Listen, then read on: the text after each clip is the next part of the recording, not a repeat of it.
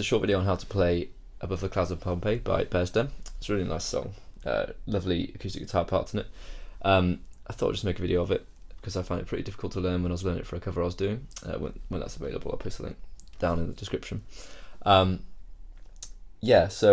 It's a finger style sort of thing. I've not really seen that often. Well, I've not seen it before, to be honest. It's probably been used before, but I've definitely not seen it. It took me a while to learn, so I thought it might help you guys out learning it. Okay, what I thought the best way to teach you would be is if I taught you the same way that I learn these sorts of songs, and that's just breaking it down to stages. Simple, just adding one thing at a time until you got the finish article, which is the full piece, the full part. Okay, so firstly we'll go through the chords. It's sort of G-shaped chords, G major obviously, but with a cap on the 9th fret, moving it up to E major. What I'll do is when I'm talking about any parts, I will refer to it as if it was no capo, down with open strings, for example. So I'll say the E string, the A string, the D string, as if you didn't have a capo on. The chords, really easy. Just generally speaking, just one finger for each chord. The first one is kind of a G, so you want your middle finger on the 3rd fret of the low E string. Be sure to mute the A string there, and only play up to the B string. That's your first chord. The second chord, index finger on the 2nd fret on the D string, only play from the A string upwards, and still don't play the high E string, so you're only playing those 4 strings in the middle. It's kind of an A minor 7 without that would be the C. Anyway, the next one is again simple, just move that middle finger down a string to the A string, 2nd fret on the A string. Kind of an E minor 7. Again, don't really want to worry about that high E string. The next one, the last chord, is kind of a C major 7, just move that middle finger up 1 fret. It's kind of a C major 7. Cool, so those are 4 chords. Okay, stage 1 is really simple, as you often have in these sorts of parts of songs, these sorts of pieces. You have a rolling thumb on the beat of every chord. So if you go G, A, E, C, just got that going throughout the whole song. Just got that strongly in your head. Just keep playing through it. It sounds ridiculously simple, but it's the foundation of everything.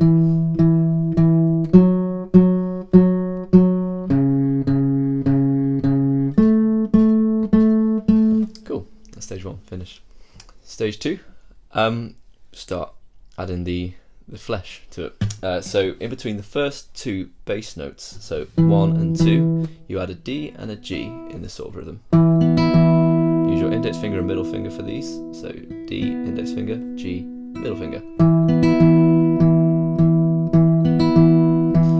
The best way to get that in your head is just to play through the chords again and again until you got it down. So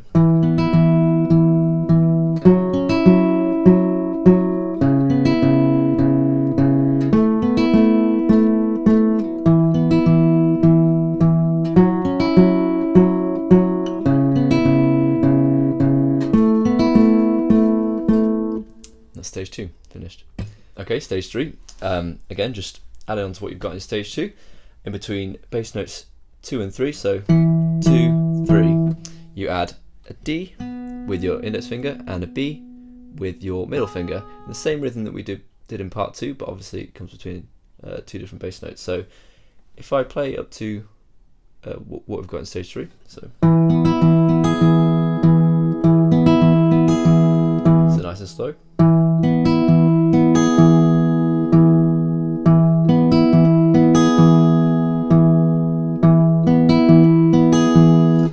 Same thing again, just play through all the chords, playing that same thing until it's just rooted in your mind.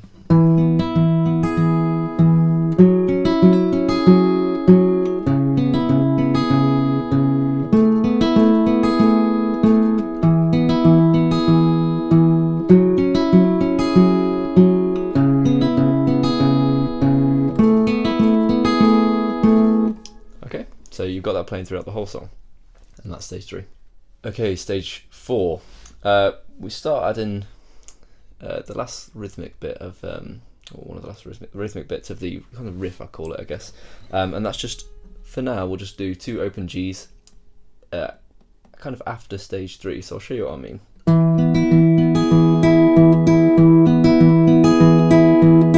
I mean, you can use either your index finger or your ring finger for this. Middle finger, sorry. Doesn't really matter, whatever you're more comfortable with doing. So I'll just play that all through the chords, just really slowly, so you can see what I'm doing.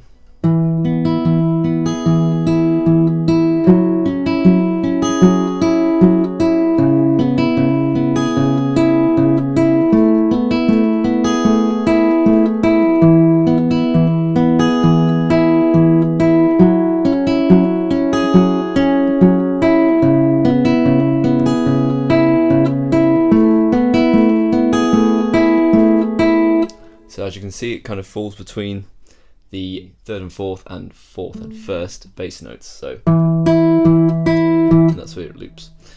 Okay, so that's stage 4 finished. Okay, so stage 5 is where you can start hearing what the finished thing is going to sound like. It's just working on those Gs from stage 4. The first one you just change to a 2nd fret on the G string, obviously. So if I put that in context, play with everything else.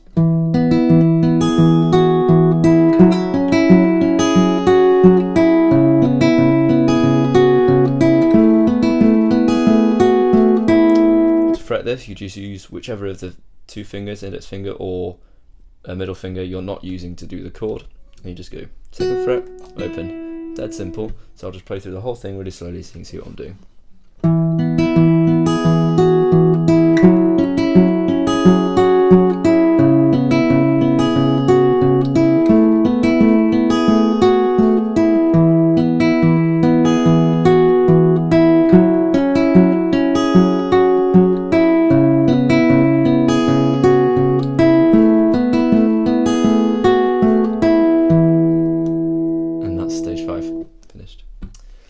Okay, stage 6 is probably one of the more difficult bits to learn, but it's where the kind of part really takes shape, and that's adding the hammer-on from the G that we put on in part 2. Obviously we did a D and a G together. On that G, we just hammer onto the 2nd fret with, again, whichever fretting finger we're not using to make the chord, so that's either your middle finger or your index finger. So I'll just show you what I mean really slowly.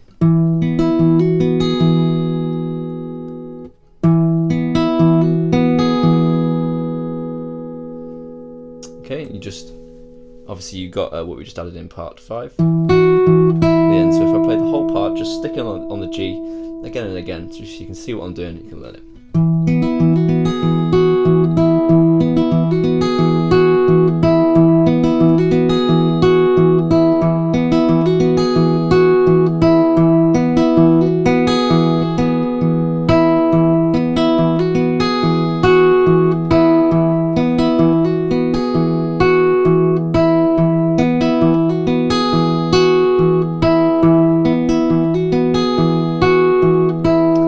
Once you've got that down on the G, you just transition it to the other 3 chords until you can play the whole thing around and around again.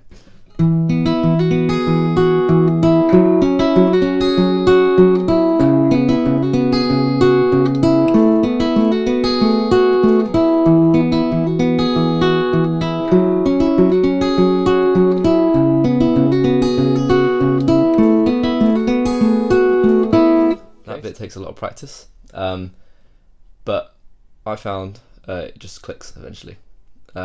It's not easy, but you'll get used to it. Okay, and once you've got that, you've kind of basically got the riff finished. It's just one more part to go. Okay, part 7 is just specifically about the 3rd chord in the sequence. It's kind of the E minor shape. All it is simply is adding an extra bass note in between 1 and 2. So if I just play the thumb part of what part 7 is, so you're on the 3rd chord, obviously, which is the E minor.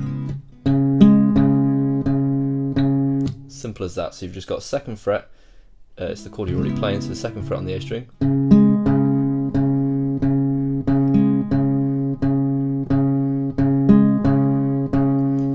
if I play that with the rest of the part.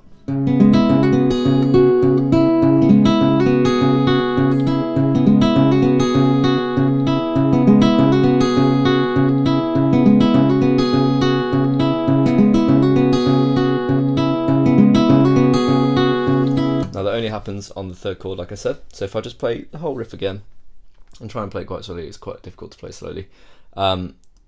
Just so you can see where that fits in.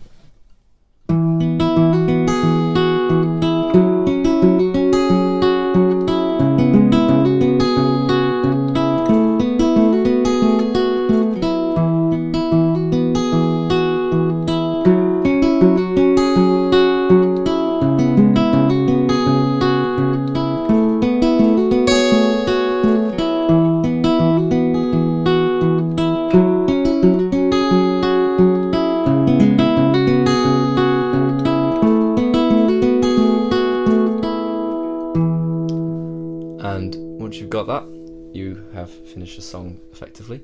It's just worth saying, what he plays during the verses is kind of a simplified version of the part you've just learned. All it is just taking all the hammer-ons and basically the second frets you're doing with the G just out of the equation, so I'll just play that to you.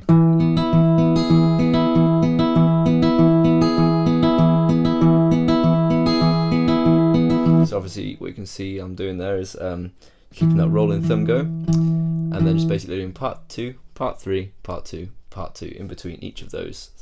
So you've got part 2, then part 3, then part 2, then part 2.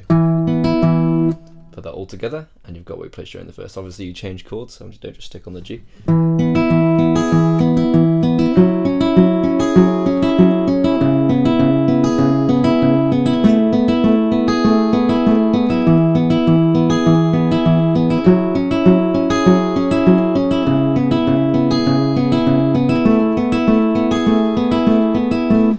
Once you've got that, along with the main part which I showed you first, you've got the whole song sorted.